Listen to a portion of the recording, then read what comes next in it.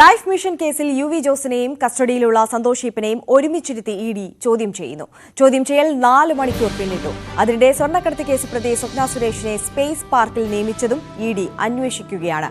Price waters house കൂപ്പേഴ്സിലേക്കും ED അന്വേഷണം വ്യാപിപ്പിച്ചു.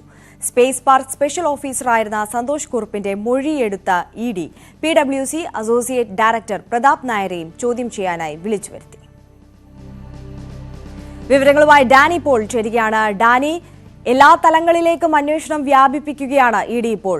അതേസമയം ഇപ്പോൾ സന്തോഷ് ഈപ്പനെയും അതോടൊപ്പം യു വി ജോസിനെയും ഒരുമിച്ചിരുത്തിയുള്ള ചോദ്യം ചെയ്യൽ അത് 4 മണിക്കൂർ പിന്നിട്ടിരിക്കുന്നു. ഏറ്റവും പുതിയ വിവരങ്ങൾ.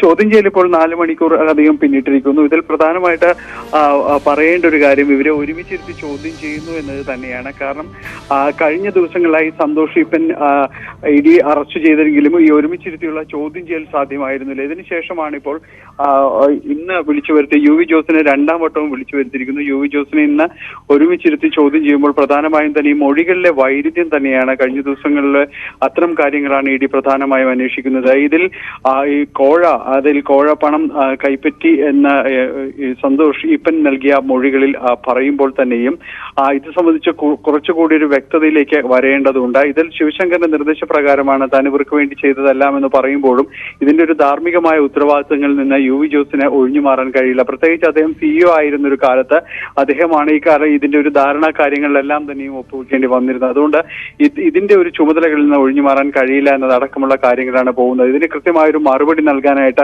യു വി ജോസിനെ കഴിഞ്ഞില്ല എങ്കിൽ അത് യു വി ജോസിന്റെ അടക്കമുള്ള ഒരു അറസ്റ്റിലേക്ക് നീങ്ങാൻ തന്നെയാണ് കൃത്യമായും അതിനൊരു സാധ്യതയുള്ളത്. ഏതായാലും ചോദ്യം ചെയ്യൽ ഇപ്പോഴും പുരോഗമിക്കുകയാണ്. അതേസമയം തന്നെ ഡാനി, ഈ പ്രൈസ് വാട്ടർ ഹൌസ് കൂപ്പേഴ്സിലേക്കും അതോടൊപ്പം തന്നെ ഈ സ്വപ്നയുടെ സ്പേസ് പാർക്കിലെ നിയമനത്തിലേക്കും ഒക്കെ അന്വേഷണം നീളുന്നില്ലേ?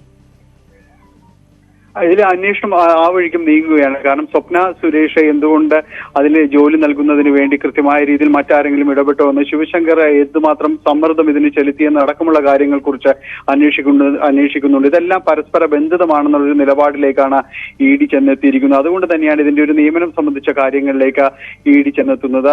സ്പേസ് പാർക്കിലേക്കും ഒപ്പം തന്നെയും അവരുടെ കൺസൾട്ടൻസിയായ പ്രൈസ് വാട്ടർ ഹൌസ് കൂപ്പേഴ്സ് കമ്പനിയിലേക്കും അടക്കം നീങ്ങുന്നത്. ഇവരെ രണ്ടുപേരെയും പ്രതിനിധികളെ നേരത്തെ ചോദ്യം ചെയ്തുവെങ്കിലും ഇന്നും വീണ്ടും വിളിച്ചു വരുത്തിയ ഒരു സാഹചര്യം കൂടിയുണ്ട്. പ്രത്യേകിച്ച് ഇവരുടെ എല്ലാം തന്നെ ചോദ്യം ചെയ്യൽ ഒരേ സമയം പുരോഗമിക്കുന്നു എന്നതും ഈ കേസിനെ സംബന്ധിച്ചിടത്തോളം എല്ലാം തന്നെ വളരെ നിർണായകം തന്നെയാണ്. തീർച്ചയായും ഡാനി പോളാണ് വിവരങ്ങൾ നൽകിയത്.